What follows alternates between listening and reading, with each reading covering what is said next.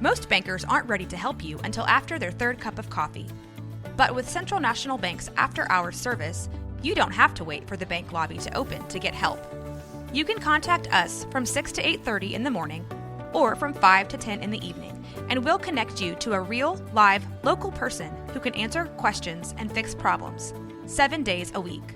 Bank different. Bank Central. Central National Bank. Member FDIC. Why don't more infant formula companies use organic, grass-fed whole milk instead of skim? Why don't more infant formula companies use the latest breast milk science? Why don't more infant formula companies run their own clinical trials?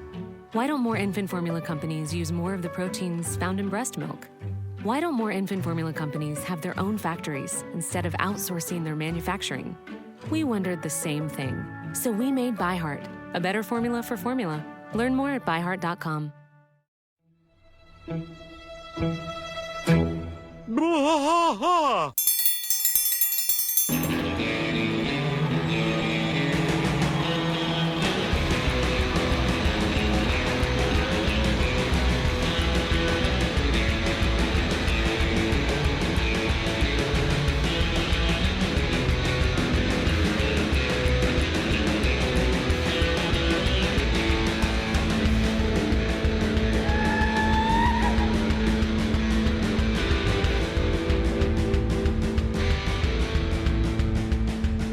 Watch us fight all through the night, deep in the heart of Texas. The trailer park is nice and dark, deep in the heart of Texas.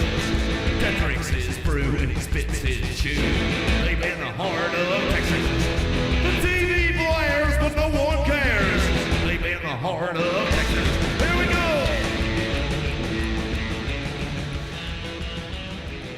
Hey everybody, welcome to Wah, King of the Hill Rewatch Podcast. I'm Mike. And I'm Rusty. Rusty, we are all the way at Season 3, Episode 21. We are almost done with this entire freaking season. Yeah, we've almost made it all the way through Season 3. But when we did the math, we knew we would get through probably to the end of Season 4 before the new year. So yeah. We today's episode is a particularly memorable one. Revenge of the Lutefisk. Yep, Revenge of the Lutefisk. And I guess it's Lutefisk? Lutefisk. Lutefisk. But I think one of the most funniest things about this episode to me is how controversial it could be, but how innocent it really is. It's not even like, it's like, a burning a church because of a woman, a woman pastor would be, a huge controversial thing. Oh, yeah. Which, if you look at it from that way, that's kind of what it looks like. But then you find out it was just because of a stinky man. A stinky man. So, find the man with the stink. You told me when you were watching it on what? What did you watch? Oh, Hulu. It said Lutefish. It said Lutefish. Okay. It was like it was a misspelling. So just real quick, the lutefish is a freshwater fish native to Africa. Oh, so it's actually a fish. Yeah. So that is. So the lutefisk is not the lutefish. It's not the lutefish. Not the lutefish. Yeah, but I can see how it can be. It's just a K instead of an H at the end. Yeah, it's kind of funny that Hulu got it like that. I thought. I noticed that while I was watching it earlier, because I was watching it on my phone, and it kept, every now and again you accidentally hit while you're watching it, and it'll pop up and tell you the title of what you're watching, and it did that like 4 or 5 times, and I was like, oh, that says fish, not fisk, so it was kind of. Thought I'd bring it up. I have an inordinate amount of lutefisk research here, so when we get to it, I'm just warning all of you, you will hear a lot about lutefisk. Lutefisk, okay. All right, so we start this sucker, no bell, no yell. We are at the church, which is the Arlen First Methodist, and the church sign outside says, "Welcome Sunday services at 11." And we have Reverend Thomason, who we find out that's his name as Hank starts to talk. He is up at the pulpit, and this is a Methodist church, so they wear the robes and the kind of the cloak. Not quite a priest, but more like we have a couple of First Methodist type churches here in town. I know one of them does a TV service and all that stuff. There's a Isn't Lutheran? Isn't that the aren't they the Lutheran Methodist? Isn't that the? I think it's two different they're things. two different things. Yeah, I think they're two different things. Well, there was I think it's either. I guess it's a Lutheran church, not a Methodist church. Then, Yeah. So never mind. It isn't. So Piss somebody off. yeah, we don't piss off Also, the going back Methodists. to Reverend Thompson, this Yeah. is only the second time that we see him in the show, and this is the last time that you see him since he does retire. Which is in this episode. Which was the first time we saw him? We saw him when he was worried about the juice being spilled on the church carpet. Oh, in, there you go. The Manger Babies episode, Meet the Yeah, Manger Babies. I remember that. And he's voiced again by Maurice LaMarche. Okay, cool. And this is this the return of Artie with our facts? Yeah, this is some facts from Artie. So we got Artie back again. He's got Nice. settled down down there in the Swamp. the swamplands of Florida. So yeah, he's nestled in. He's probably upset that I'm not live streaming this one, Sure. but I'm live streaming the fun episodes. This content you're gonna have to wait for from now on, Artie. Sorry, buddy. But I am gonna start live streaming all the fun episodes for Yeah. sure. I just don't the episodic content is content you got to wait for. Sorry. Yeah, there's some changes coming to the show, and they're all positive changes. Like, Yeah, for sure. We are currently building a set so that we can maybe do some video content and things like that. So Yeah, so we can get the really looking YouTube forward more to it. active again. I need to get Yeah. all the season 2 stuff from you so I Yeah. can start getting that on the YouTube Yeah, as well. yeah. And then and then get season 3. But I'm So- trying to get all that on there. First Methodist Church.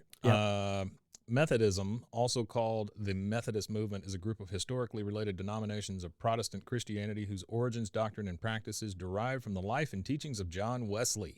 John Wesley. George Whitefield and John's brother Charles Wesley were also significant leaders in the movement. So they were named Methodists for the methodical way in which they carried out their Christian faith. So they're all about the practices Yeah. and the methodology and the. I don't know why I always that group kind of those thing. with Lutherans. Is that like Yeah. are they like a break off of the Lutherans? I think all of them are a break off of Lutherans, Of at a Lutheranism, certain yeah. point, right? Because isn't he the one that nailed the doctrines to the Martin to the- Luther, he did on the Catholic Church, I guess there in Germany. So it says I think Methodism. it was Germany. I don't know, originated as a revival movement in the Church of England in the 18th century and became a separate denomination after Wesley's death. The movement spread throughout the British Empire, the United States, and beyond because of vigorous missionary work, and today has about 80 million adherents worldwide. So it had nothing to do with the Lutheran Church then. It had to do with the Church of England, which Yeah. is another offshoot of Catholicism. Sure. And it was because Catholicism didn't allow divorce. The King Henry at the time was looking for a way out of a marriage. Instead of beheading one, he was looking for a legal option. Just start another. Yeah. Instead of murder, he was looking for a legal option. So he created his own religion. That's so that is awesome. the for official him. Church of England. Actually, still that's the official Church of England, but it was just created as a escapism for a king. So I went to firstmethodist.org, and this is actually the website for the First Methodist Church of Baton Rouge. Oh, Baton Rouge. They say these are a few things that they mention here. Scripture, the Holy Bible is our primary source for Christian doctrine. Biblical authors testify to God's self-disclosure in the life, death, and resurrection of Jesus Christ, as well in God's creation, blah, blah, blah, blah, blah. Tradition, our attempt to understand God does not start anew with each generation or each person. Our faith also does not leap from New Testament times to the present, as though nothing could be learned from all the Christian thinkers and preachers in between. We learn from traditions found in many cultures, but Scripture remains norm by which all traditions are judged. So there you go. I mean, that gives you a little bit of the First Methodist. Now, there are different kinds of Methodists, but First Methodist is what we were exposed to here. So he is up there, and he's Also specifically called First. Yeah. That's like the title. There's Because definitely you always different hear Methodists, First yeah. Baptist Church. there's a United Methodist, there's a First Methodist, there's all of that. Yeah. Okay, because you always hear like First Baptist Church, but that only means it was the First Baptist Church in the area. Yeah, I just don't. I don't understand all that. Well, the First Baptist Church in Belmead was the first Baptist church that was ever built in Belmead. So I always thought I was associated First Baptist Church in an area with the area name behind it was that I was just assumed that was established as the first church in that area. So they are like the originals of the YouTube comment first, Yeah. right? Is that what that is? First. That's right. Yeah, I watched this first. Okay, so he's up there speaking to him, and he says, I told that state trooper ignorance of the Lord is no excuse either. That was like came in the middle of a sentence or whatever. He is up there in his robe at the pulpit. Peggy sitting in the audience with or the congregation with Bobby and Hank. By the way, they are dressed to the nines because when you go to church, you have Sunday. to dress up. Yeah, you're your Sunday best, right? And now that in I the know, South, that's what we call our Sunday best. Yeah. And it's not only your Sunday best; it's probably your wedding outfit. Sure. It's Funerals, probably your funeral weddings. outfit. It's probably your job interviews. your old grandmother, probably your grandmother's birthday outfit. High tea. Because generally for any other birthday, you might be in a backyard just slumped over a fire. Everybody's sitting there just drinking around a fire, and in shorts. Yeah. More casual. Well, I mean, this is we don't see Bobby in a suit very often. When they go out to eat, they dress to the nines too. Sure. When they go to Ponchos. Sugarfoots, Ponchos. or Ponchos, dress to the nines just to go to Sugarfoots. So they are all sitting out there in the pews. Large congregation, by the way. There's a lot of people there. So I'm assuming this is one of the only churches in Arlen. I'm sure there's Baptists and other things, but they have a large congregation. It looks pretty full. And Peggy's she says, well, that was quick. Hank says, yeah, well, Winston Cup's on at noon, and Reverend Thomason always wraps it up in plenty of time. Now, that was a big deal growing up as a Baptist. Southern Baptist, we get out in time for football. Yeah, football. So, about 11:30, everybody's starting to. Oh, they're starting to they're move. Looking, and look. Yeah, they're looking for the benediction. Checking their watches. Where's the end of it at? Yep. It's like collection plate hadn't even been passed around yet. Starting to take the little flyer and roll it up. Yeah, and, they're getting antsy, Getting looking at their watches, looking at the clock. You got the clock. And I noticed that too. A lot of Baptist churches that I've been to, somewhere in the front, there is a clock. Which is nuts. Because it ought to be a casino. Yeah, you don't know what time it is. Yeah, you're not supposed to know what time it is. You're supposed to be engrossed in the Lord.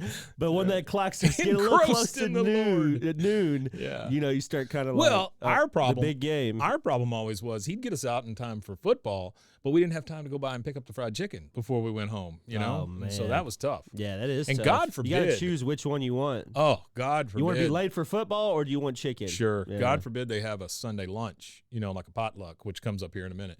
But, we were not happy about the potluck. There better be a TV somewhere in that fellowship hall. There wasn't. And when I was a kid, there wasn't even a VCR. So, I mean, it's not like you could record it. You miss it. You miss it. You missed it. It was it. You could only talk about it. That's right. You couldn't live it. Well, you start hearing it from other people, and you're like, well, shit, I didn't even get to see it. Damn pastor it's like FOMO, fear of missing out. That's right. Yeah. Right. Oh, that must have been terrible. It was in that rough. generation, yeah, it man. was rough. It was for tough. that generation, the fear of missing out. Like you're literally doing 80 miles an hour to get home to the TV because if you're not there, you miss it. Think about how much money these guys made though, because it was the only thing. There was no recording it. There was no replaying it. There was nothing. You either had to be there or it was blacked out, or you had to be at home glued to your TV. Wow. Then and there. Just like the Super Bowl, that kind of thing now. Well, that's why they had the viewerships. Yeah. That's why now you get that's why now you get people on Twitch with 100,000 viewers and TV channels that could barely pull 40. It's live. Yeah. It's live. Yeah. So Reverend Thomason says, and now, friends, I'm sad to say that I've decided to retire from Arlen First Methodist. The entire congregation goes, I mean, Peggy's joke right here kills me because,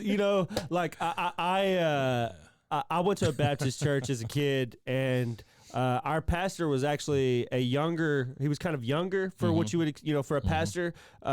This was a church that when he got there, he was like in his late 40s, and he knew he would never leave this church. This is the last, because he'd been to a few churches by this point. Sure. But he knew at this point, this is the last church I'll ever be a part of. And he said, this is where I'll end my career kind of thing. Right. So him being youthful and younger, we had a different approach. He was the kind of pastor that was out there throwing footballs with us and frisbees with us and stuff like that. He wasn't like the old codger that's like, oh, don't have fun.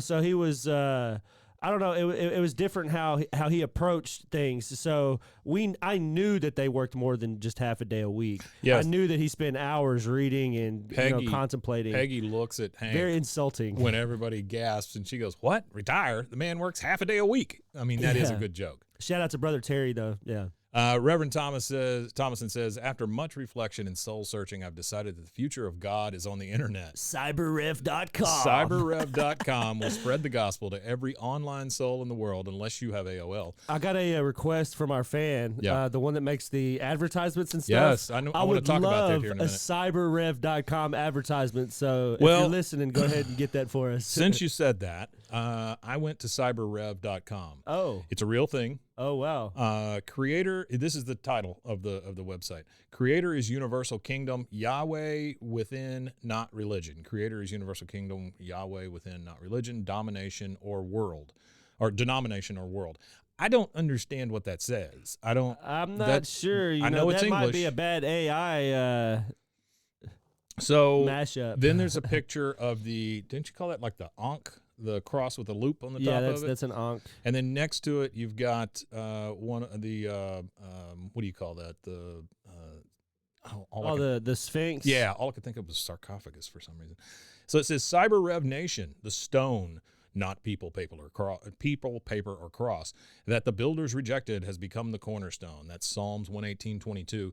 Creator Amun Ray is a universal spirit, cosmic kingdom. This is not man-made religion, domination, or world. You're probably on a watch list now, Mike, for looking that up. This is a cult. It says this is not man-made religion, denomination, or world. Your spiritual awakening, transformation, power, domination, love, and peace is within. See Proverbs 23:7, Luke 17:21, and Psalms 1. You know what that sounds like? What's an that? SEO readout for like search engine optimization. It just sounds like a bunch of words all put together. I just want you to look at this picture. Tell me that's not a cult. It's a young woman. Mindfulness you discover within. Yeah, that's a cult, dude.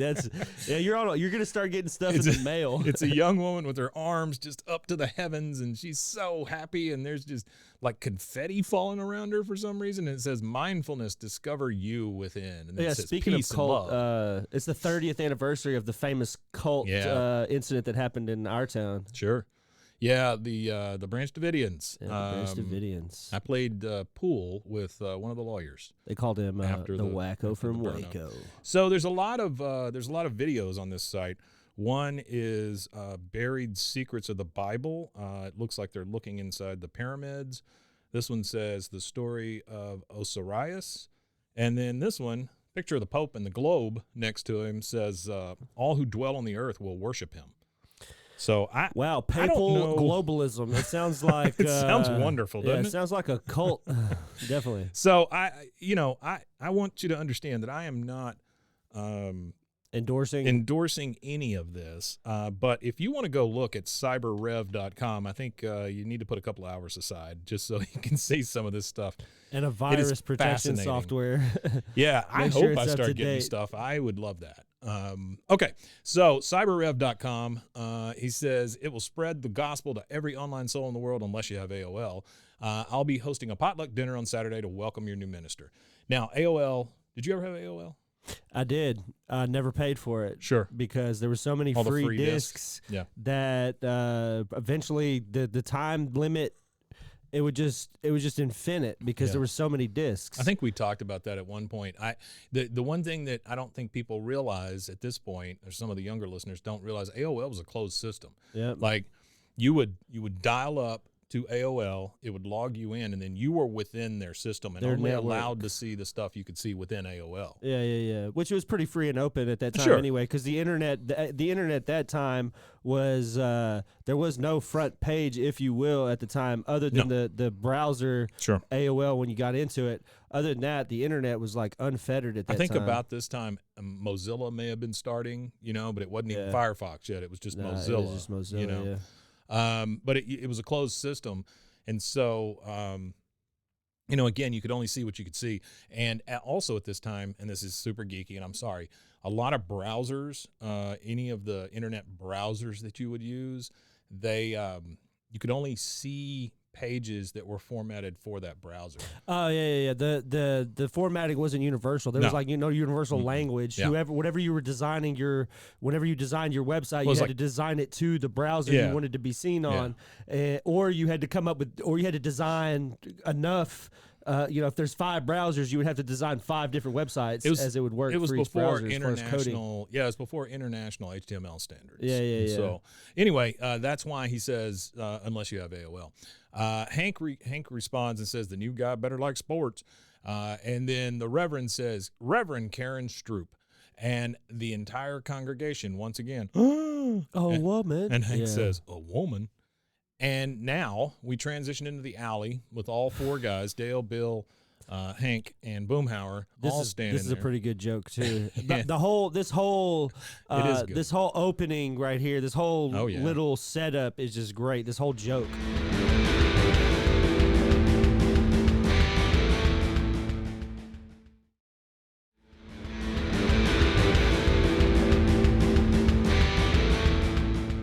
So Dale is the first one to speak up. He says, "So it's up and running, the secret lab in the basement of the Harvard Divinity School where they ordain women surgically." Ordain surgically.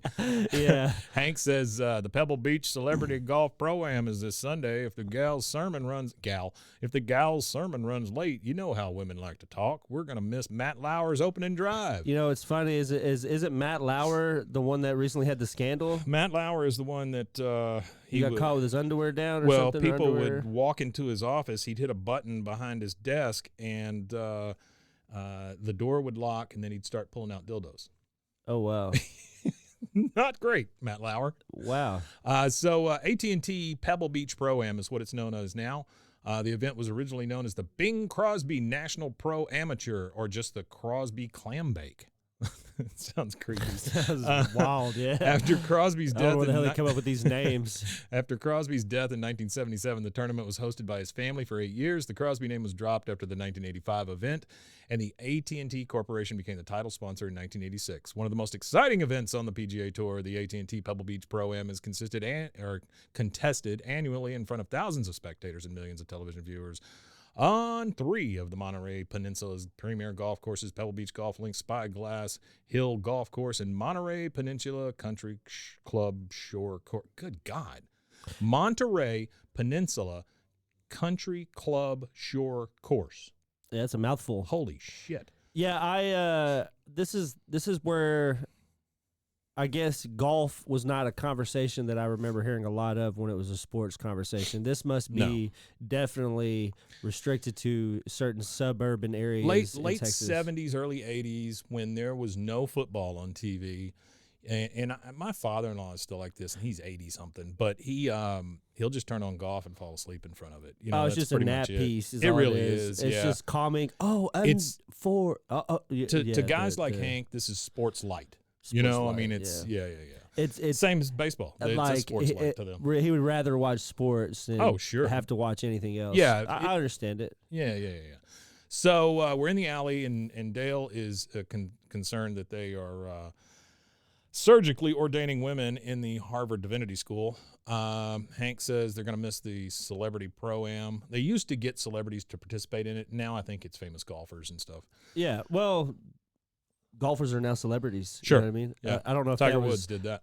Back then, I guess you would only get like Jack Nicholson one or did it two. I mean, that's the thing. You would get like the Jack Nick and then Arnold Palmer and then Tiger Woods. When I was a kid, I didn't know any other golfer's name other than Tiger Woods. Yeah. But now, I guess it's with just the internet and how people are able to be in their niche bubble. Like it creates more like followers to certain sports and things like that. Like NASCAR now, you go to a NASCAR race, there's it's like all walks of life are watching NASCAR now. Mm-hmm. Well, and that then F1 F1 too. F1 You know, racing with used to be a those- certain just set of people. Now it's so There's a lot of- huge. They do it in Austin and everything. You know, a lot it's of crazy. stuff on Netflix about it, the series there. I think that grew its popularity and things. It's just the media and the way we consume it now. Yeah, it absolutely. does it creates these niches that people could like make entire livings off of these niches now. Yeah. Whereas before it was a lot harder to do. So Bill, in response to this, says, "You know what I think? I think God sent a female minister here to punish me. First single gal to move to Arlen in years, and she's forbidden to marry." Hank says, "Bill, ministers can marry." He goes, "Oh, thank you, God." Like he's weird. it's just any single woman. He doesn't care. Yeah, he's weird. Dale says, "Wait till Cotton finds out about this female man of God." I God. almost hesitate to fax it to him. Almost hesitate to fax And it. even then, I guess faxing was big, but I don't know. When I was a kid, faxing was something that again it was at the end of the faxing lifespan. Even though they still do fax some things, the fax is still used. Faxes, beepers, all of that kind of stuff. It was all like at the same end of time. that, yeah. Well, beepers I think died a lot harder and faster than faxes every because once in a they're still while- using faxes. Every once in a while, I'll see somebody pull out a pager. Today? It's nuts. Yeah. Oh, And it's wow. usually like there's still some doctors that carry them. Oh, I could see a doctor carrying one. Why wouldn't you carry a phone? Well, What's even the if you difference? carry well, I think a doctor, even Sorry if you for the carry a Seinfeld. phone, the beeper just is. I don't know. It's because you might be in an area that's sensitive That's to true. a phone. Maybe you don't get phone service. Because could be. maybe not getting phone service, but there's a lot more stuff nowadays. There's a lot more technology that blows off your phone. RFC RFC rear field communication or whatever. The NFC, not RFC, NFC near field communication, and all that stuff. So I guess that stuff might tamper with the medical equipment, whereas a regular beeper is just a radio signal. I think that's all they used was literally. I think so. I think it was literally just radio, like the radio waves, like we listened to the radio. Yeah. I think it was just radio signals. Yeah, I think it's part of that whole FM spectrum. I think that's what it was. Yeah. So he says, I almost hesitate to fax it to him. Hank says, "That's not going to happen, Dale. I told you to stop sending my dad the Gribble Report." The Gribble Report. I would love a copy of the Gribble Report if somebody wants to put that together. That'd be funny. Dale says, "You tell me a lot of things, Well, Hank." that could be the name of the newsletter That's that we right. need to start. He says, "You tell me a lot of things, Hank, most of which I publish." We are now in the church basement. It's nighttime. Everybody's gathered there to meet the new reverend. Now, if you'll notice, the dress of people here, way more casual. Way more casual. Because for this is a Saturday. potluck, Group of parishioners all handling pink solo cups, which I thought was weird. In Texas, what you would see, though, I think a lot of, like, the dress would be a lot of plaid or, like the crosshatch pattern. Either that, or you And have then jeans You and have boots. the untucked or not untucked, the tucked in short sleeve dress shirt. Yeah, for that guys. too. And then the feed store Sundresses baseball for cap. ladies. Yeah, it could be. It would be like the feed store or your kid's baseball team. I would have gotten socked in the face had I wore a hat inside a church, though. That just wasn't something you did. Yeah, actually, I remember there was a point of contention with me when I was a teenager, and one of the problems I had was there was an old World War II vet, and he kept bugging me about my hat, and I told him, I was like, well, would you rather me be here in church or out there doing drugs in the street? I was like, I'm gonna wear my hat, and he just left me alone after that. Yeah, but no, he thought you were spitting in the face of God. that's what he said. Yeah, that's pretty much what it is. He says disrespectful to have a hat on in church, and I said, where does it say that in the Bible? Show me. And they couldn't show you, because it doesn't say it anywhere. I love the fact that the basement here is all that wood paneling, that dark wood paneling, 70s type dark wood paneling. And then there's a big banner in the back that says "Welcome" for the new person coming in. That's what churches still look like in Texas. Sure, everyone is bringing in a dish because this is a potluck. Do you have experiences with potluck, Rusty? Yeah, I do have experiences with potlucks. A lot of casseroles, hot casseroles, and then you've even got cold casseroles. Sure. Yeah. The pea Green bean salads, salad. the green bean salads. The pea salad. The pea salad. Ugh. You've ever seen the pea salad? Grody. I don't like You don't peas. do the pea salad? Peas Well, are like little people that explode in your mouth. I don't like it. peas. I like green beans. I like don't green like them beans. cold in salads. No. I don't like mayonnaise slathered foods. Oh, I love me some mayonnaise. but not I just eat some slathered. mayonnaise right out of the jar. Well, I like mayonnaise too. Don't get me wrong. I love call mayonnaise. it aioli and hold my pinky up so I'm fancy. Well, I mean, There you go. I mean, I like egg aioli too. Yeah. But I don't like cold slathered mayonnaise foods like the potato salads. oh, and I see what you're saying. It's got to be hot. I do like a warm German potato salad. That's pretty damn good. I like all food hot. I just like cold food is a salad. I like a cold boiled salad. ice cream. Yeah, boiled ice cream. Cold, what's that? What, in that milk? Boiled milk, boiled It's cream. just boiled milk. Yeah. You So just I mean, feed that right I to your just baby.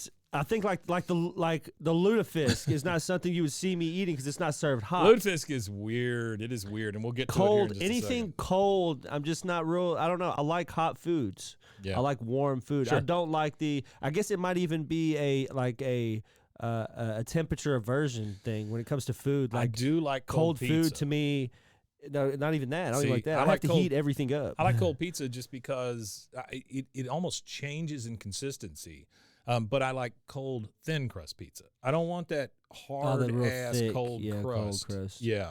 I don't know. It's a temperature aversion, I guess. I get it. Like food, to me is Sure. meant to be warm. Sure. Unless you're eating a bowl of cereal or something like that. Like who eats cold grits? You know what I mean? I don't want to eat cold I grits. want warm grits. I don't even want grits. I but want if grits I want with them, a I little want them sugar in warm. them too, by the little way. sugar.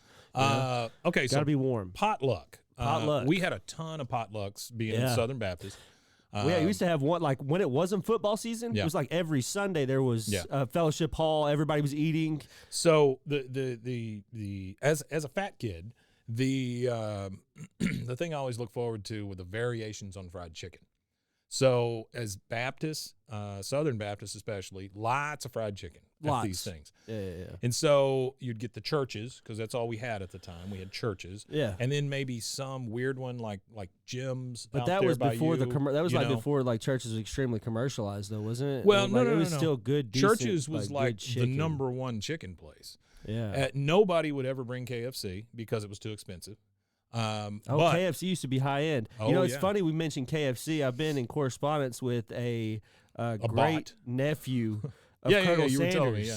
And I'm trying to get him on the show. So if he actually listens to us, I man, would we'd love to that. have you on. Yeah, I'd love that. Got to tell his story because he's got a Oh. lot of beef with the KFC. Beef! There's a lot of it that he kind of because he does sure like he the history and stuff on his page. Harlan so. Sanders hated KFC. Yeah, he yeah, hated it. He said it tasted Oh, he did like everything crap, he could. He did and that everything he the could. Yeah. Gravy was like wallpaper paste. I mean, So he would there's come in and a, just yell at people. Well, there's another family. The part of the family that still exists that still makes chicken is called Lee's Famous Fried Oh, Chicken really? or something. I think Oh, it's a cool. Lee's Fried Chicken or something like that. But Yeah. that's like a part of the. He is the cousin who made the blends of herbs and spices that KFC would go to use. He started his own chicken joint. Yeah. And then they kind of. That's There's wonderful. a lot of good. I like the pressure a fried good chicken. drama and rivalry around it. Yeah, I like the pressure fried chicken. I think that it does give it a lot more taste and stuff. Oh yeah. Well, not only that, the guy was like, just think about the innovation. You were like, well, I don't like all the solutions that are. I don't like everything that exists right now for this product. Yeah. So I'm going to make something. Yeah. And he went and made him a pressure cooker. Yeah. Not only did he make a cooker, he made Industrial. It was industrial, and he was using what is considered one of the most dangerous methods of cooking. Oh, sure. Pressure. Pressure with hot grease. With hot grease. At Yeah, that. that's amazing. So it's just the innovation. I think that's crazy too. The Sanders story is pretty amazing whenever you listen to it. Yeah, he said there's one coming out, but it's not going to tell all the true stuff. Oh, really? Yeah. Like The Founder. Have you ever seen that movie with Michael Keaton? That was good. It's a good movie, It's a good right? movie. And I wonder how much and of I the think factual is good. Well, that's what I was going to say. I think it does cover a lot of the stuff because I know a lot about those the fast origins. food history. Yeah. Yeah, fast food origins to me are amazing.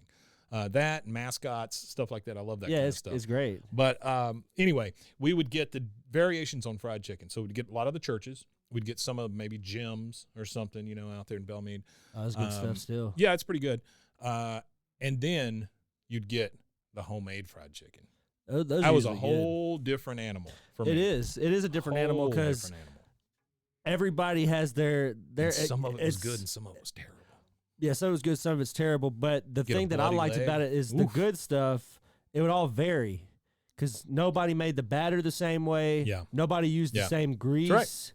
And it's always the old lady would always say when you're going to grab it, "Oh, that's my grandmother's recipe." All of these old ladies, their grandmother showed them how to make it, and it's just I like the variances in the breading because Oh, yeah. some of it would be Soft, soft, crunchy. some would be crunchy, some of it would be have a little spice In to it. between. Some Yeah. of them you might get a little garlic and get a little garlicky flavor. I would a little always heat. get. I mean, I'd it always was get great. like 3 or 4 pieces, and I'd get one from each. Just to because it was like eating a whole different thing. So all these people are coming in with these dishes. And we see Peggy talking to Bobby, and she goes, "Now, Bobby, honey, let's try to make Reverend Stroop feel very welcome, okay? Some people, they just cannot accept women in positions of real authority. I remember my first day as a 4th grade substitute teacher, and then it starts to pan over to the 4 guys leaning on the wall. Now, they don't have beer, which I was happy about, but they do have the solo cups. And Bill is wearing his entire uniform. You see Reverend Stroop start to come in, and he says, "Look, there she is. I'm a successful tire distributor. Back me up." Then he licks his hands and slicks down his hair. I have back. never thought that such a thing was That's grosser. nasty, That's yeah. super gross. Using spit to. Well, it's like doing your eyebrows, or God forbid, an old lady doing it to a kid or Yeah, something. yeah, yeah. Ooh, Ugh. gross. And so Bill, he sees- 65-year-old hot breath just rubbed all over your cheeks. he sees Reverend Stroop come in. He does a beeline over there. He's going to be the first one to talk to her. Peggy steps right in front of him and says, "Well, hello, Reverend. And Bill just, he's kind of slinks away. She goes, I am Peggy Hill, and this is Peggy Hill's Frito Pie. It is a traditional Texas recipe that I found on the bag of a Fritos. I love that joke. I like that joke, too. She found it on the bag of Fritos. Yeah. Well, that's the thing with most of her recipes that she uses is she found them on the back of a bag of something. That's right. Yeah. So Reverend Stroop, we hear her talk for the first time. She goes, well, Peggy Hill, Peggy Hill, Peggy Hill, Peggy Hill. And she puts her fingers to her forehead as she's saying it. And this can only be, and it's never really referenced, but it's a way for her to remember people's names, Yeah. But Peggy looks definitely. at her like she's a freaking Martian when she does this. Which it is kind of. It's weird when people do stuff like that. Well, but, if you don't know it's coming, yeah. Yeah, but a lot of neurodivergent people and stuff do that kind of stuff because it helps them. I do it in my head mentally because it does. It helps me remember a name to a face.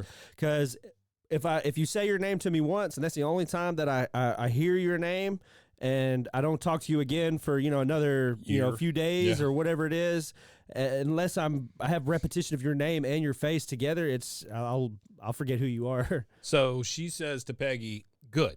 You're in for a real treat. I prepared a little taste of Minnesota called Lutefisk. It's a Scandinavian delicacy made by baking codfish in a solution of lye until the bones become gelatinous. Yeah, and thanks to Arthur, he has told us here that is Mary Tyler Moore's voice. Oh, wow. There we go. Mary Tyler Moore, what a talented individual. Yeah, she had the Mary Tyler Moore show where she was a newsroom producer at a TV station. Well, before that, Minnesota. she was on Dick Van Dyke. Yeah, she was on Dick Van Dyke. That was in New Rochelle, New York.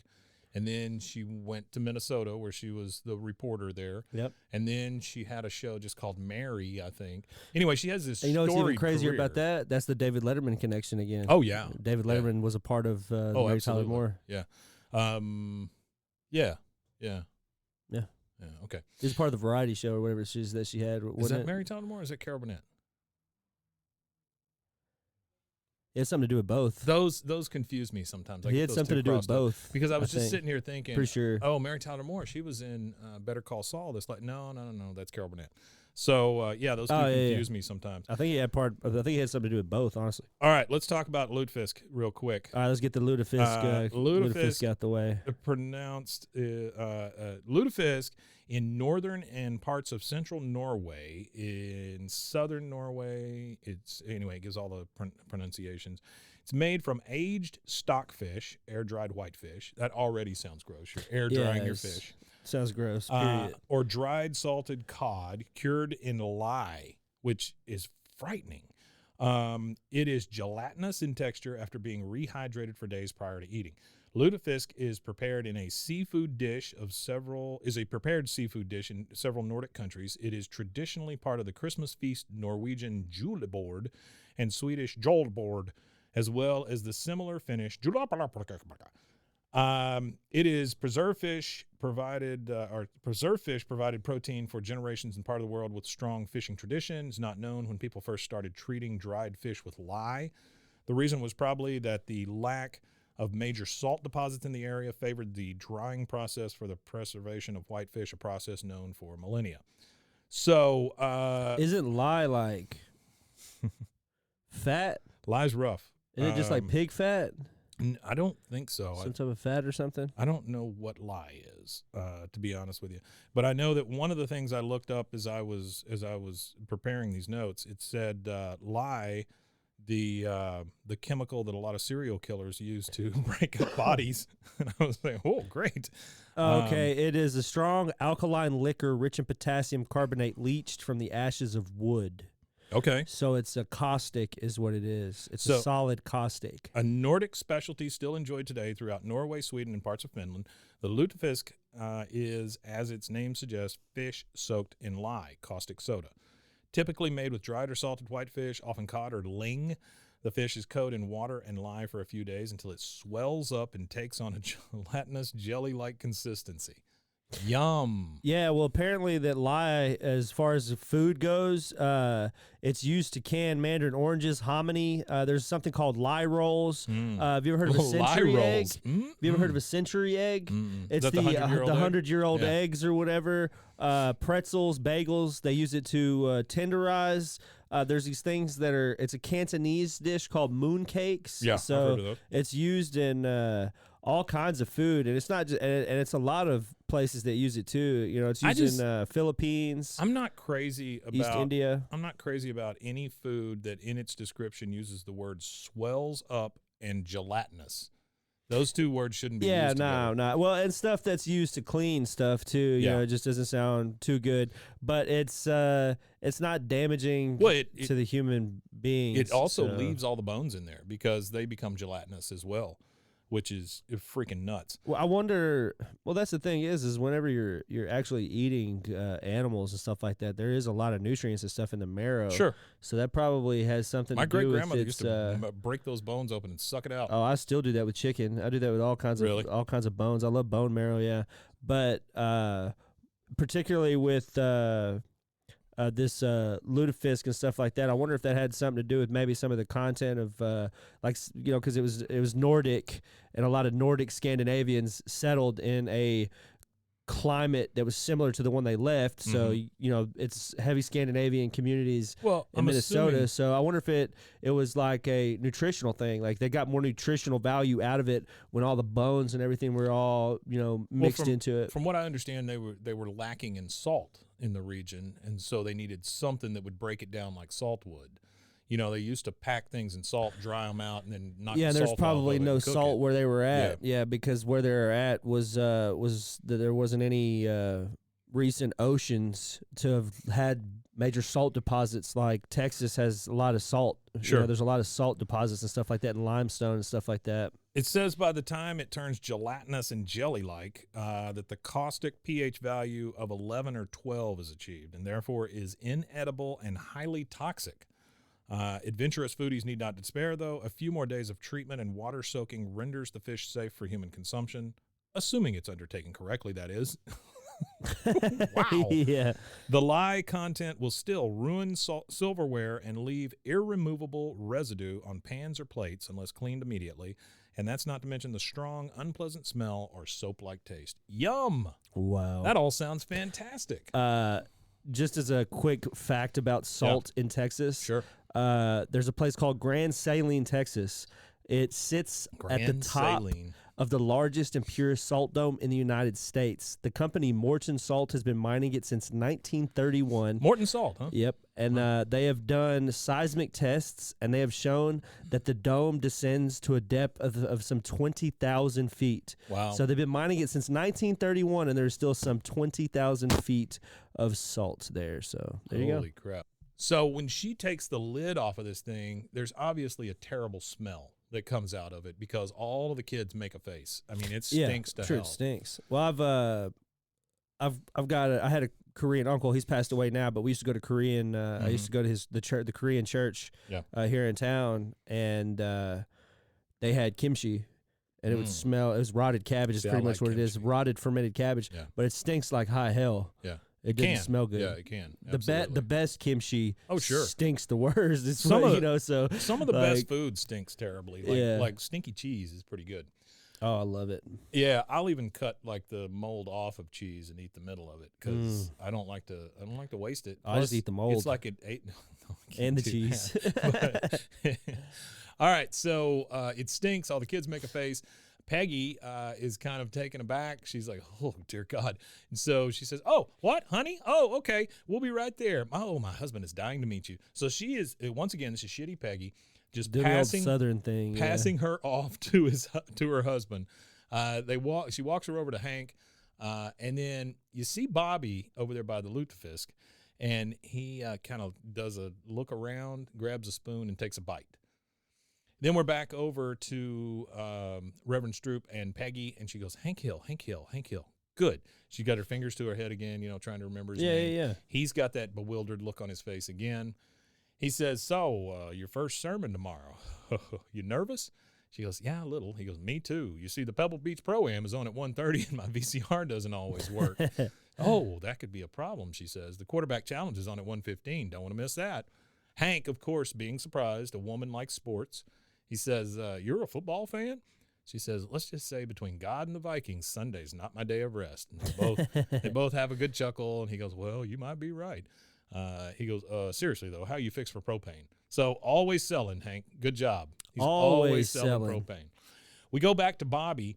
He has now taken the entire lutefisk, and he is under the table, which spooning it. Yeah, he's he just spooning it right into his himself. mouth. He's just gobbling this sucker down, and he stops for a second, and goes, "This stuff stinks," and then goes back to eating it again. Goes back to eating it.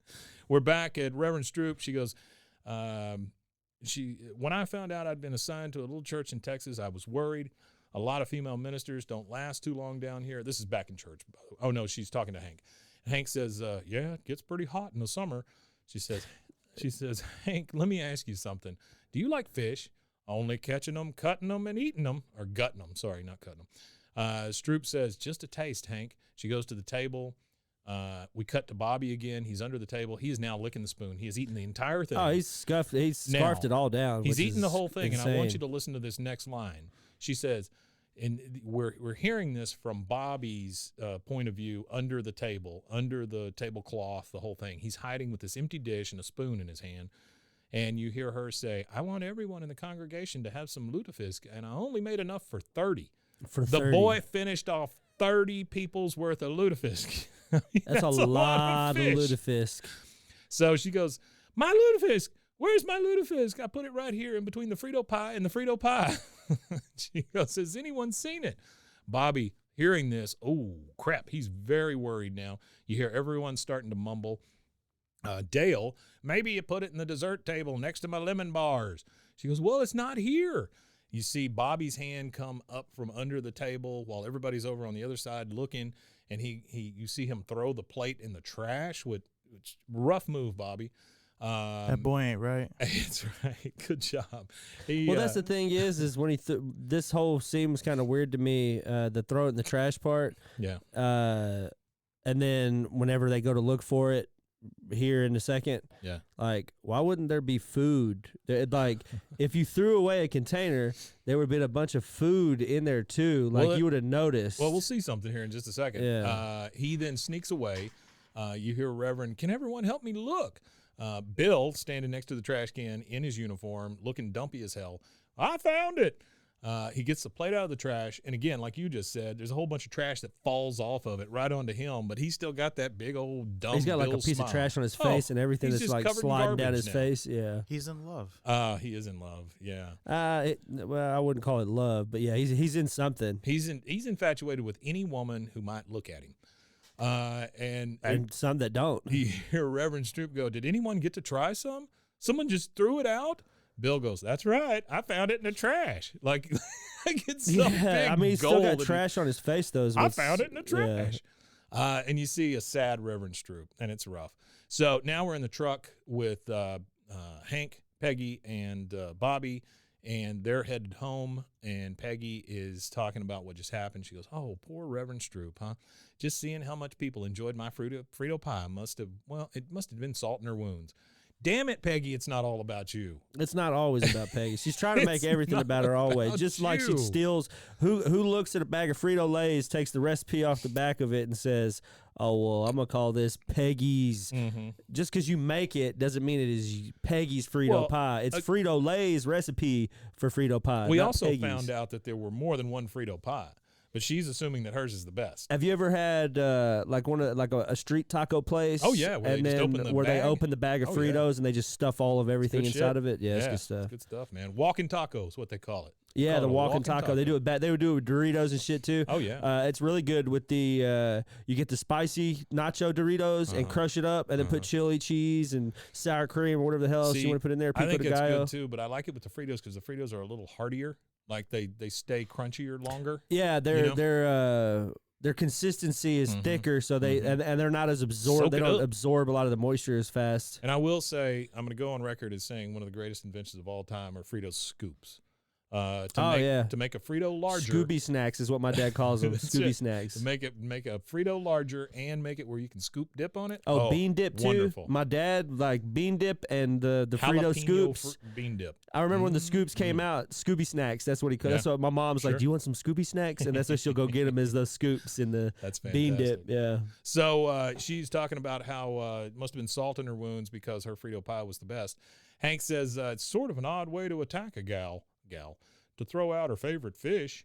And she says, but I doubt there's anything that could have hurt that woman more. Bobby just looks worried and sick.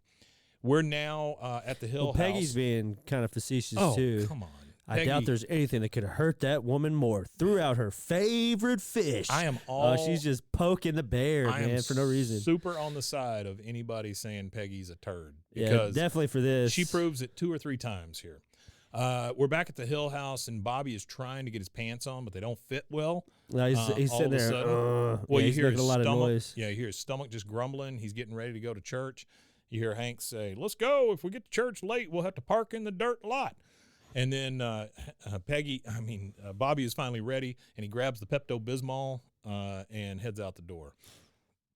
We're now. Yeah, he's like, he takes a swig off it. Doesn't even measure it out to take the No. proper dose. He That's just the way I do it. Yeah, you just take a pull off it. Well, as I've gotten older, I feel like it's facetious to sit there and weigh Measure up it out. and measure it out because I'm only going to take it once that day. I'm never going to remember to tell.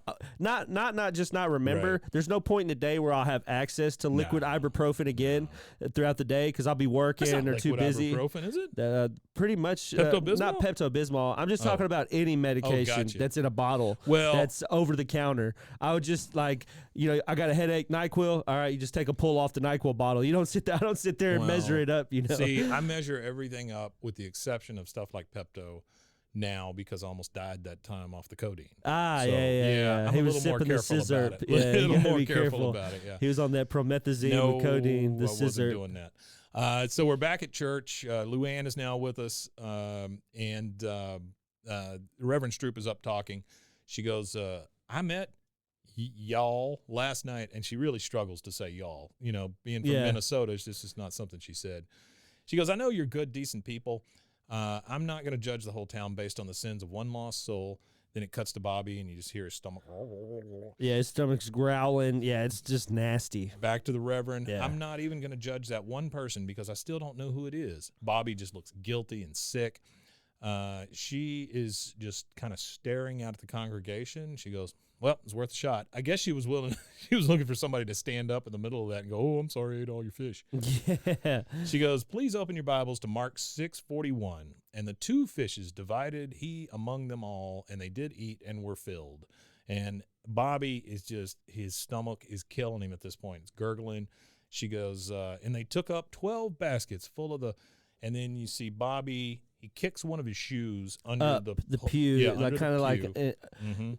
Well, I don't know particularly about Methodist pews, but there were some churches that I've been to where they have the deal that kind of drops down in front of Catholic, you yeah. to put your knees on or whatever. Yeah. Well, I've seen that in a Baptist church too. Oh, I I've think never what seen it it in was, Baptist. it was in the Baptist church had the main sanctuary. Well, they beat the Catholics out of the church. Well, what I took think over. it was is I think it was when the church was originally built, it was built in cooperation with the Hispanic community as well. So they had the Protestant part, which was like the main big huge chapel, and then they had like this small little chapel to the side, and in the small chapel they would sometimes have meetings inside of there with like for youth group meetings and stuff, but they had the drop down kneel things. So I think that was where the Hispanic population got to go and do their Catholic church in the neighborhood. I think that's what that was for, because I knew there was a Catholic church that ran out of that church. For sure, it wasn't like for a really long time, but I remember the history of the church or whatever. They had said that's what its original intention was for, was so that the Hispanic community had a place to go with inside of the community. So she is reciting the verse about the loaves and the fishes. He kicks a shoe under the pew, and he goes, Mom, I left a shoe in the car, which I guess is a thing he's done before. He gets up to leave and starts which is really waddling. odd. Like, why didn't he just say, I'm going to the restroom? He like, starts wouldn't that be waddling easier? off to the bathroom. Well, he's guilty. He's thinking that something's going to get him. And then Stroop, she goes, all right, let's pray. And then all the heads are bowed, and boom, in comes Cotton Hill, waddling through the front doors. And Cotton looks at Hank and goes, what did I miss? She did a dance yet? And Peggy's like, how did he find out about this, talking to Hank? And then you see Dale, who does have his hat on in church, going, Psst, Colonel, I saved you a seat. Yes, I saved him a seat. And yeah. then he picks up the fake ice cream on the pew, and he goes to sit right next That's to funny, him. yeah. Why? I mean, again, just some of these gags are really funny. I think because that's so out of place. Like nobody would do that at church. All you have to do is say, "This is my grandpa's seat," and Or just let put a go flyer somewhere there. else. Just Yeah, put your flyer, or set your whatever. Bible, Yeah, or you anything. get the hymnal. Anything. That was my favorite one. Is they would grab hymnal? the old person would Oh, yeah. grab a hymnal and set it there. Sure. And then nobody would sit there. They Yeah. just didn't want some teenage Looks like hoodlum on the sitting next bus, to them. you know? Yeah. It cuts back to Stroop. Bobby is now waddled to the bathroom. We've got Stroop still up at the pulpit. Cotton has busted in now, but you hear her say, "Here's another Minnesota tradition that's not so easy to throw in the garbage. Let's everyone rise and hug the person next to you." And the congregation all gets up and they all start hugging. And then from Cotton he said, "Leave it to a woman to turn God's house into a love shack." And then Dale comes over and goes, "Permission to hug you, Colonel." Denied. Go hug your wife. Hug your wife. He says, "I can't. She's hugging the person next to her." And you see Nancy hugging John Redcorn, even in church. And the Reverend Stroop comes up and goes, "Looks like you need someone to hug." He goes, "Looks like you need to read your Bible." And I quote, "Women should remain silent in the churches. They are not allowed to speak, but must be in submission. Corinthians." She goes, "Yes." Yeah, he's just making stuff up. She goes, "Yes, but in the book of," he goes, "Billy Graham, man. Jimmy Swaggart, man. Karen Stroop," and then Bill busts in. You rarely see Bill get pissed. Yeah, this is really weird too, because he like shuts the whole room down with this one. He's like, "Enough. If you hurt this woman, this single woman, and if you take her away from me, I promise I will strike you down." And Cotton says, "I made my point. If you need me, I'll be in one part of this church. It's still men's only." Obviously referring to the men's bathroom. Mm-hmm. You now see Bobby on the toilet in the men's bathroom. He has not locked the door to the bathroom. And you see Cotton start waddling in. Bobby doesn't know who it is, and so he announces, "I'm sorry, I ate all the Lutefisk." And he's on the toilet. He's groaning. He's in a bad way. He's got the BGs, as we like to say. Well, he's saying all this stuff to himself, not to the bathroom. And he goes, "Why did you have to taste so good? Why?" And then the door opens, and he's just like, and then Cotton comes in, and he just starts coughing and shrieking and yelling like Cotton does because of the smell. "Mercy, mister, what did you eat?" "Oh, forget it. I'll take my business elsewhere." After he lights a match and tries to get Imagine it to how stop bad stinking. the room has to smell for you to decide not to use the restroom. Not only that, imagine how bad it has to be for Cotton to decide not to use the bathroom. Yeah, a guy who was in war and has smelled all kinds of death and fire. And Bobby starts peeking out of Wow. the stall to see who it is, and he sees that it's Cotton, and all that stuff. Anyway, Cotton just drops the matchbook on the floor and leaves after he takes his business elsewhere, which is crazy. Bobby flushes the toilet. He comes out. He locks the door to the toilet because he's like, "I got to do something here. I still don't know if I'm done or whatever." It goes over to the sink. And then you start hearing the door rattling and somebody on the outside saying, "Hello? Hello? Is there anyone in there? Hello? Are you okay?" He's knocking and knocking. Bobby's getting super frustrated and all out of whack. He's just whimpering. It's rattling and rattling. Bobby finds the matches on the floor, and he starts lighting them and blowing them out, trying to get that sulfur smell to get rid of the poop smell. yeah, trying to kill the smell of that As he's doing this, dank turd. yeah, as he's doing this, he climbs up on the urinal and sink, and he's opening the window, trying to flush it out. He's still lighting matches, but he keeps throwing the matches into the paper towel, into the trash there in the bathroom. And he doesn't really think about it. But we do kind of see some smoke start coming up as Bobby finally gets out that window, goes around the church, comes back into the front door, and sits down at the pew. He is just covered in dirt and grossness, but nobody says anything. And then Hank, he's like, "What's that smell?" And Bobby says, "Oh, nothing." He goes, "Oh, wait a minute. I know that smell. Fire!" Yeah, and all the alarms are going off and all that stuff. And next thing we see, everybody rushing out at once. I mean, everybody going out at once. They're all in panic. And then we see the church engulfed in fire and everybody just standing there watching. And that is a commercial break, and that will take us to our commercial break, and we will be right back. Right back.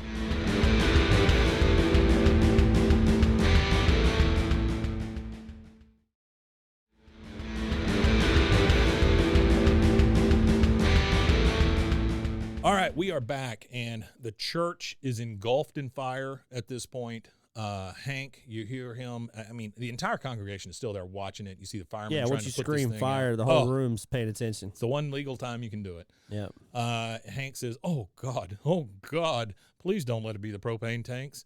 And, I mean, the church is is an entire loss. I mean, the whole thing is gone. Oh, yeah, it's definitely gone. It's past salvageable. The Reverend Stroop comes up. She's speaking to the congregation who's all standing there watching. She goes, And this joke's pretty good, too. I like this joke. She goes, I just spoke to the arson investigator. His investigation points to arson. And everybody just goes, What are the odds? It's the arson investigator. What are the fucking odds? She goes, someone did this because they don't want a woman minister. To him, I say, you can burn down our church, but you cannot burn down our faith. Our faith is the kind of stuff that children's pajamas should be made of. And everybody applauds. I have no friggin' clue what that means. It's children's pajamas should be made of our faith. So I looked that up.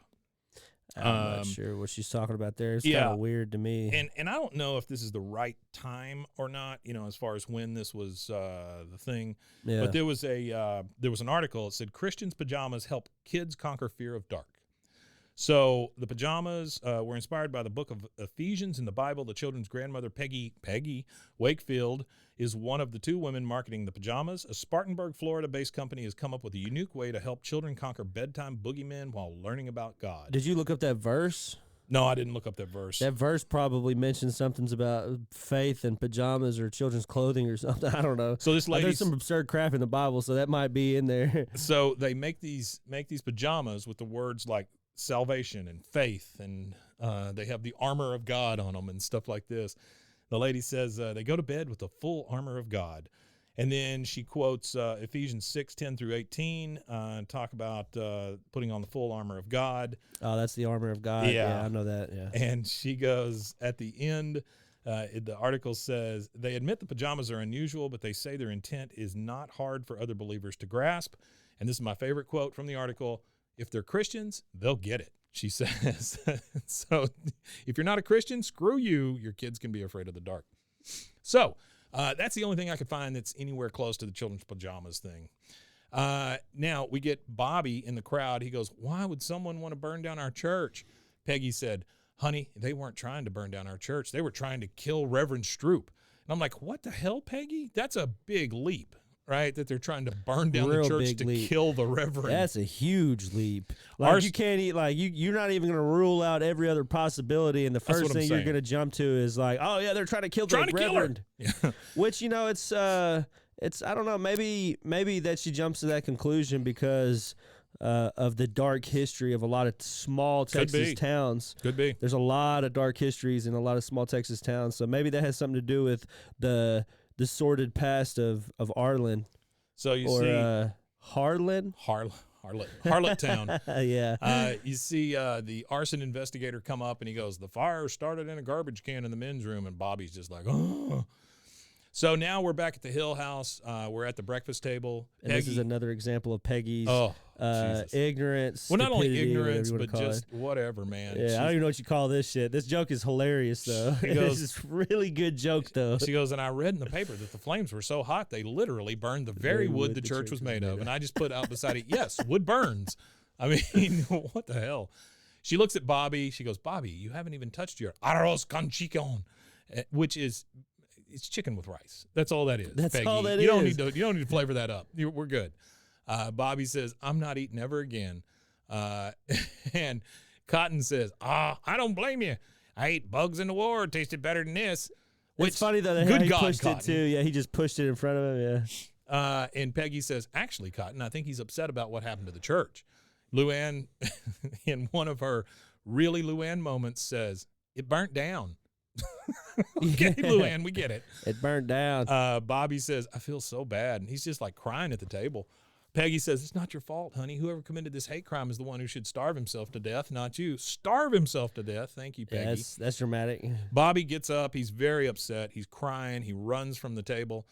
She says, this being Peggy goes, oh, our sweet, sweet little sensitive boy. He feels everything so deeply, like a poet. And I like how she abruptly stops and she goes, has to a look cowboy at Hank. poet. Yeah. She has to look at Hank and goes, a cowboy poet. Which I don't understand that because as they somebody don't who's studied poetry, if you look at a lot of really good poets, especially American poets, they were like these rugged, like frontier type people who were in, like Ernest Hemingway was in like World sure. War I. Yeah. You know, fighting in the trenches and stuff like that. So like to assume that just because somebody's a poet, like to be a good poet, you have to have life experience to be able to convey emotion in a certain way. But she's just saying that to appease Hank. I know. That's all it is. I know it. So like, now I just like even Hank having that mentality. I think is funny. it's rough. Yeah. Well, it shows again how if it's not if it's not blue collar, then a lot of society in Texas kind of like shuns the arts. A lot of small Texas towns shun the arts. Well, we saw that with the art gallery in Dallas that they went to and all that kind of stuff too. I mean, art is just like this superfluous thing. It's not something that's meant to,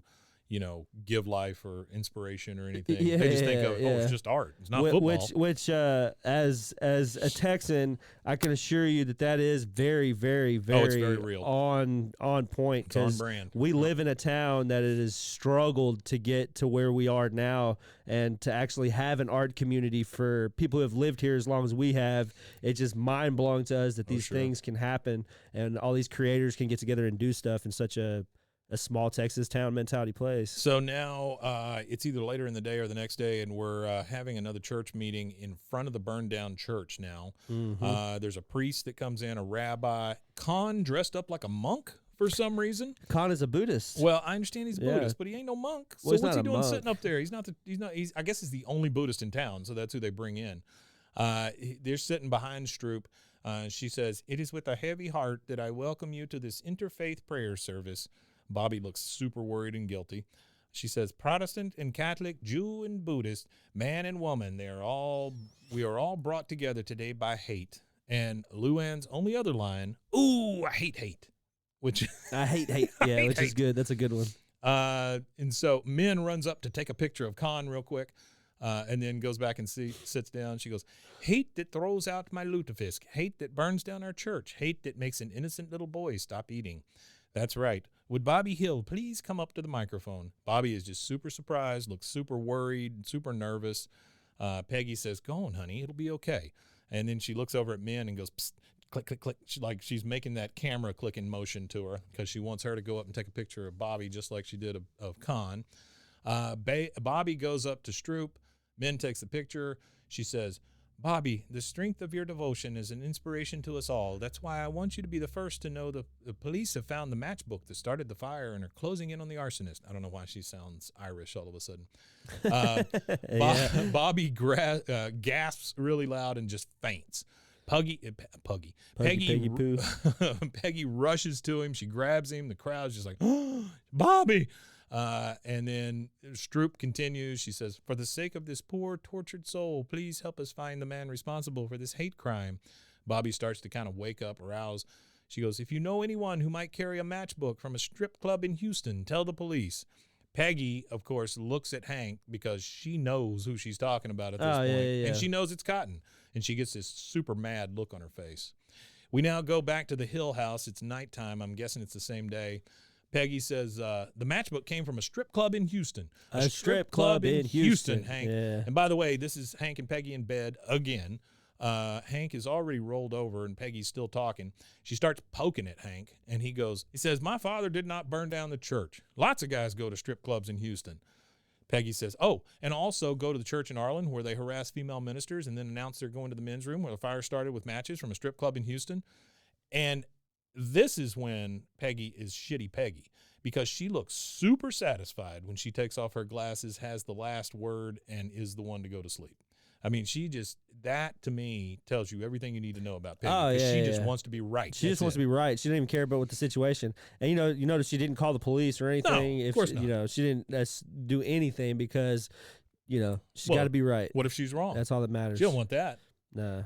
So next thing we see is we're in Dale's basement, and he's watching like CCTV of Bill ironing his clothes. So in Bill's house, he has a camera. I'm assuming he has a camera in everybody's house at this point. And Potentially, for sure. You hear Cotton come in. He starts coming down the steps in his little waddling fashion. He goes, Gribble, Gribble, you gots to help me. They found my girly bar matches. It's only a matter of time before they accuse me of church burnery. Church burnery. Dale, with a poster of Mexico behind him, says, Colonel, I'd be honored if you'd use my phone to claim responsibility. He says, but I didn't do it, you idiot. He goes, the evidence suggests otherwise. They've got your matchbook, and it won't be long before I turn you in.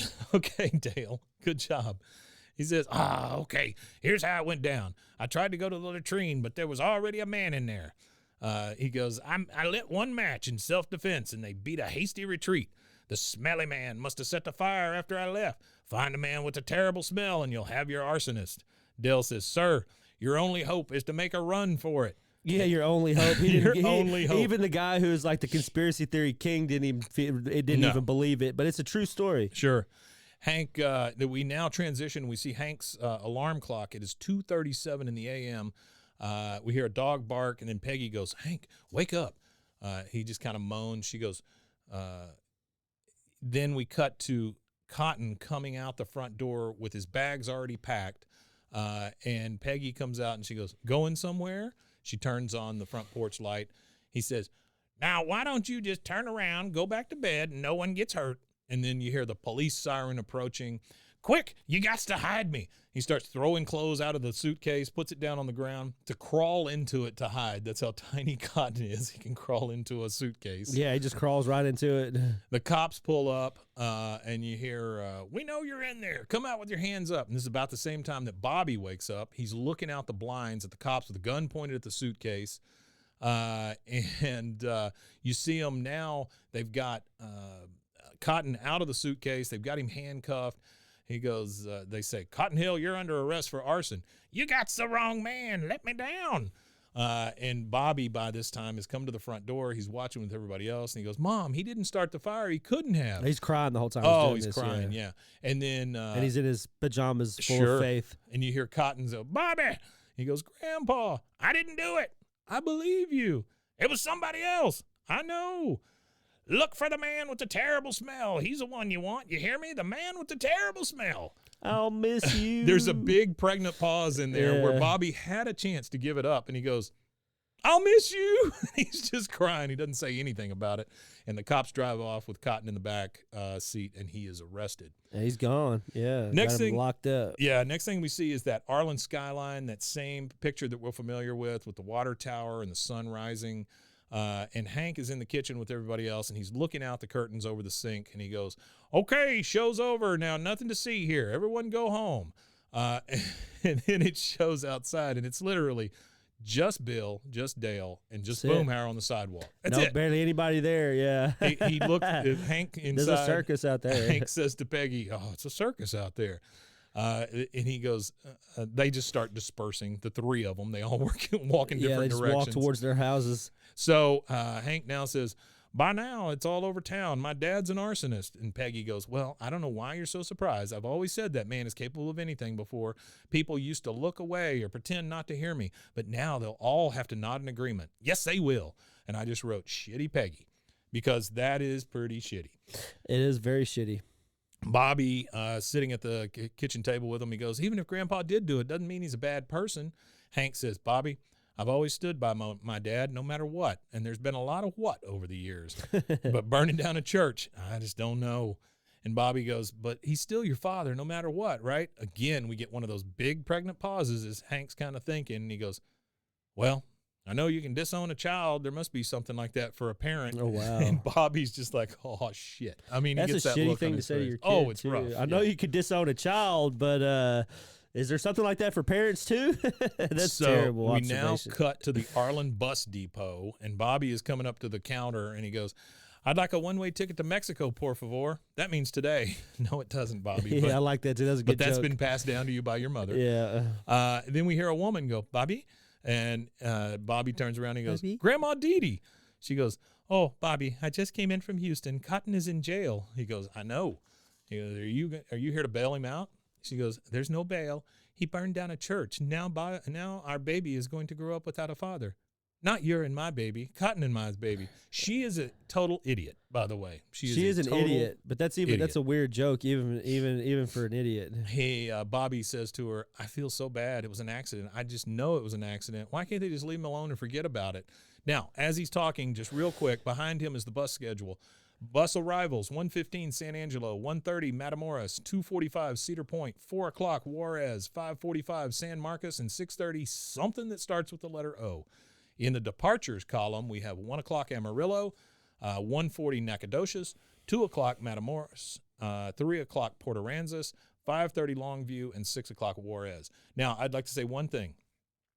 Hats off to the writers and the animators here because the bus arrivals and departures match up really well. They did a good job of figuring out the times when buses would arrive and when things would depart. So, oh, yeah, absolutely. Good job. Dee Dee says, this baby was an accident too, but if I forget about it, it would never get born. That's not the way babies work, Dee Dee, but okay. That is not the way babies work at all. But I like, even though in her ignorant babble, she does drop a wigget of nugdom. A wigget of nugdom. A nugget of wisdom. Sure. And Bobby is savvy to what the wisdom is that she's putting in there, and he continues to figure it out. Oh yeah, she says, I think you have to be responsible for your accidents. Cotton thinks so too. At least he stopped saying he didn't. Okay. Yeah. She goes, he said if the baby turned out as good as you, Bobby, then he will not abandon it. Okay, didn't know that was a choice, but all right. It shows Bobby, and he's just got this trembling lip, and he's in rough shape now. We now go to the Arlen police station, and we're in an interrogation room with Cotton on one side and Hank and Peggy on the other side. And I just wrote down, how are they in an interrogation room with this guy they just arrested? That just doesn't happen. Yeah, no, That's it doesn't so happen weird. at all. Unless, like, somehow they worked out a deal where the cops will go in there and talk. This is nuts. Actually, I know of a pretty crazy crime where somebody got to go talk for him. So I know the family of Kenneth McDuff. Yeah. And the family member that communicated with him was actually his niece while he was locked up because he wouldn't talk to the police. Sure. So whenever he gave up where everybody was at, they used her as the channel through which to get that information. Well, it gets a little weirder here in just a second. But Peggy is talking to Cotton. She goes, Cotton, you have got to confess. You will feel better and I will feel better. Well, it is about you, Peggy, so that's good. Hank says, they're offering you a good deal. Cops, a cop to the hate crime, and they'll drop the 123 counts of attempted murder. That's a lot of attempted murder. It's a lot of people inside of a church. So, yeah, that's what I'm saying. It was full. Cotton says, no deals. I'm not taking the fall for the smelly man. Hank says, dang it, Dad, there's no smelly man. Now, number one, getting weird, he is able to get up, grab Hank by the collar, and start kind of talking right in his face, and he goes, now you listen to me. I spent 2 weeks on Iwo Jima buried under a pile of bodies. The things I smelled, you can't even imagine, but I'll never forget what I smelled that day in the church. It was a vengeful stink. It was a stink for the ages. We see a bus drop Bobby off with a suitcase. He starts running down the street to get away. And then Peggy responds with a stink for the ages by saying, I will tell you what stinks, old man. Your story stinks. And now here's the weird part. Bobby busts into the interrogation room with a suitcase in a police station. That is, I don't care what deal you've made. You don't let a 12-year-old boy just bust into an interrogation room. But he is out of breath, and he goes, Grandpa, Dad, Mom. And he's still panting, and he goes, it was me. It was all my fault. I ate the Lutefisk. I got sick in the bathroom. I lit the matches. I burned down the church. I let everyone blame Grandpa. Yep, that's terrible. And, of course, he's like, I told you I didn't do it. The boy is the man with the terrible smell. And then Peggy says, oh, I knew it. I knew this was too good to be true. And she pulls out the cassette recorder she's had in her purse the whole time trying to record a confession from Cotton. And then she starts pulling the tape out of the reels of the, I don't know why she did that. Destroying the evidence. Okay, what evidence? She's still going to have the cassettes with her. She's still going to have the recorder. She still has the recorder. And the other thing is, you could rewind those damn things. Oh, you could fix them, yeah. So, anyway. She would have had to, complete, well, you can, even then you can splice them and everything else. Yeah. Hank she had to melt it. Hank says, Bobby, are you gonna you're gonna march down that hall and tell the people and tell the police everything. See, maybe they will spare your grandfather's life. Bobby says, okay. And then Cotton just bangs on the table and he goes, nobody's going no place. Sit down, Hank and Hank's wife. You too, Stinky. And Hank says, hey, don't call him that. He goes, oh, I'm sorry. Did I hurt your feelings, Stinky? And then Bobby comes, Grandpa. He goes, it don't feel so good, does it? Well, get used to it, because that's what everyone's going to call you if you go blabbing to the police, Stinky. Stinky. And he not only says police, he goes, police. Police. Peggy says, he's right. Oh, Lord, and there are other names, too. And in interjects Hank. He goes, hey, how about arsonist? That's what they'll be calling him in the state of Texas versus Bobby Hill. Peggy says, oh, so many names. What are we going to do? And then Cotton, the only one with a good head on his shoulders in this one, which feels like you're in the Twilight Zone, he goes, you'll do what I say you're going to do. Now, get the cops in here. He says, tell them I'm ready to confess. Hank says, no, Dad, you can't. He goes, I'm an old man. Everybody already hates me. But Bobby, he's just a child. He's got his whole life ahead of him. And then we get this huge pregnant pause. Hank and Peggy kind of look at each other, and Peggy says, Cotton, do you know what you're saying? Which I think is Peggy like realizing, oh shit, Cotton might have a slice of dignity in him or goodness here. Potentially. Cotton says, if I can take a bullet for my grandson, I'll do it, but not in the face. That's how I make my livings. That's how I make my livings. Don't know what the hell that means. Yeah, I'm not sure. Neither does Hank, because he goes, how you make your, and he goes, send them in. I just wrote, huh? Down to the side of that because I don't know what the hell he's talking about. Now we've got It could Cotton. just be a joke. It could be. Yeah. But now we've got Cotton in front of that burned down mess of a church, and he is kind of recanting the whole thing. And he goes, I tell you what I told the cops. I'm the one who burned down your church, but it was an accident. As for the man with the terrible smell, well, that was me too. I'm old. I got no shins. My plumbing don't work so good no more. I blame the fire on someone else because I was embarrassed by my own terrible smell. Dale is just bawling, sitting next to crying Nancy his and eyes Redcorn. out. Yeah. I always think it's funny how they're always at the same place together. Oh, yeah. It's like they travel as a couple. And then A thruple, sorry. Stroop says to the congregation, the digestive problems of the elderly are gross to hear, but we should pity them and not condemn them. Or she goes, it's across the bear. Sorry, not gross to hear. And she goes, Cotton Hill, you have my forgiveness and love. She goes to hug him. He pushes her away. She goes, and I invite the entire congregation to offer you their forgiveness and love with a hug. Everyone immediately stands up and starts going towards Cotton in a line. He just looks mortified. He hates it. Yeah, he doesn't like any kind of affection or any kind of physical contact. In normal life, he would not allow this, right? But he's doing it for Bobby. He's got to do it. He's got to suck it up. Yeah. He goes, he is just, he's in pain every time somebody hugs him. Every time somebody hangs him, he's like, And then he's getting beat up. You see the whole line start going through. Dale goes through, hugs him, then a few more people, and then Dale runs back to hug him again. Hugs him twice. Well, I'm surprised he doesn't act more perverted when Nancy hugged him, because he was even like, when Nancy hugged him. He didn't want anybody. He didn't want anyone hugging him. And so Bobby finally says, he goes, Mom, as long as we're confessing, remember when Grandpa broke the arm of your Boggle trophy because he was playing soccer in the house? Peggy says, yeah, I'll never forgive him for that. He goes, it was me. She goes, I forgive you. I mean, just that quick. Instantly. You know, I forgive you. And then grabbed him in and hugged him. And then we just see a long line of people hugging Cotton as we fade to the credits. And then after the credits, we hear Cotton say, but not in the face. That's how I make my livings. And that is it, man. That's it. That is the end of season 3, episode 21, Revenge of the Lutefisk. And that was fantastic. I think shout out to Archie again for the Artie. What did I say, Archie? Archie. Yeah, I meant Artie. Sorry. Shout out to Artie. Jughead. Yeah, shout out to Jughead, Veronica, all them guys. I think because of that quote from Cotton, that's how I make my living, that our Friday episode, we're going to kind of go over Cotton Hill all by himself and just see what we can come up with. Yeah, sounds great. Because I have no remembrance of Cotton being a face model of any kind. Yeah, so I don't know. Me either. All right, so you want to tell them where they can find us if they want more of this ridiculousness? Yeah, if you want more of this ridiculousness, you can find us at Linktree, linktr.ee/BWAAAKOTH. That's Linktree.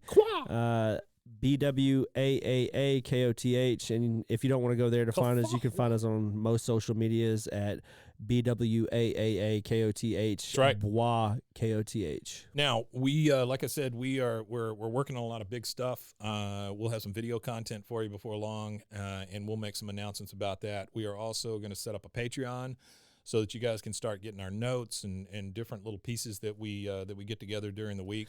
And what we're going to also do with that is we're going to give you the ad-free absolutely everything on Patreon. Unedited. So you'll be able to get You'll hear all of our crappy breaks. Yeah, so you get all of our breaks, whatever. So all of the episode content and everything, that'll be available there. Yeah. What we're going to eventually do, and this is going to be at the beginning of season 5. We're going to take off season 1, 2, and 3 from all from everywhere it's at right now. 1, 2, and 3 will only be available on Patreon at the beginning of season 5. We're going to give you guys a season and a half because we're almost done with season 3. We're going to give you all of season 4 to understand and get it in your head that if you want to rewatch those episodes, they'll be available on Patreon once we get to that point. Yeah, and so we're making some moves there, and we'll see what happens. I know a lot of you have been asking for something like Patreon or something like that, a way to support us, and we really appreciate it. We appreciate all the emails. We appreciate the gifts, the love that we get from all of you guys, and just keep it coming. We really, really appreciate it. Just about the time you start thinking, boy, this is a slog, then you get an email or a gift or a something from somebody, and it just keeps us going. So yeah, it changes your perspective. We really appreciate it. Yeah, we've met another guy out of this show, the animator who worked on Fairly Odd Parents and a bunch of other big stuff, and Rusty's starting a show with him, Animation Conversation. Yeah, we've got a lot of great secrets cooked up for y'all. We're not going to reveal six episodes worth of guests already or so. scheduled. Yeah, and we're going to try to make it a one-stop destination for anything to do with animation, past or present. Yeah. Our goal is to help preserve some of this animation history and to also preserve some of the current animation history that's happening in real time and to give a lot of young creators some lessons from some industry greats too. You know, there's going to be a lot of nuggets of gold for anybody that's in the animation world in this.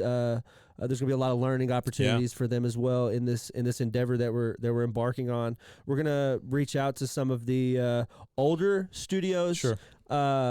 One in particular that we're going to reach out to is Fleischer Studios, which Max Fleischer is an early innovator in the early 1900s.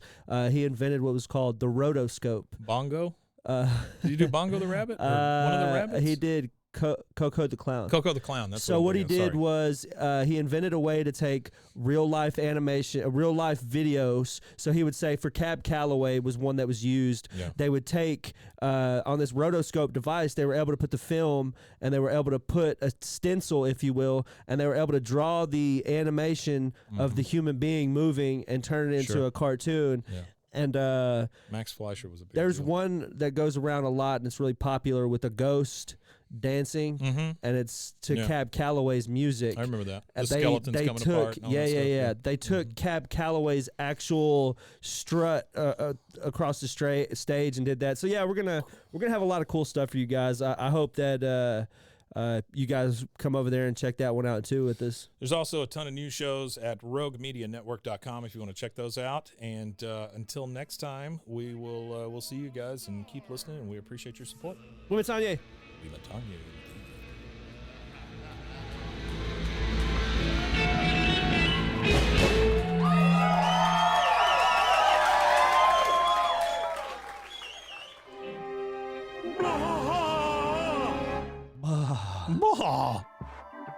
This has been a Rogue Media Network production.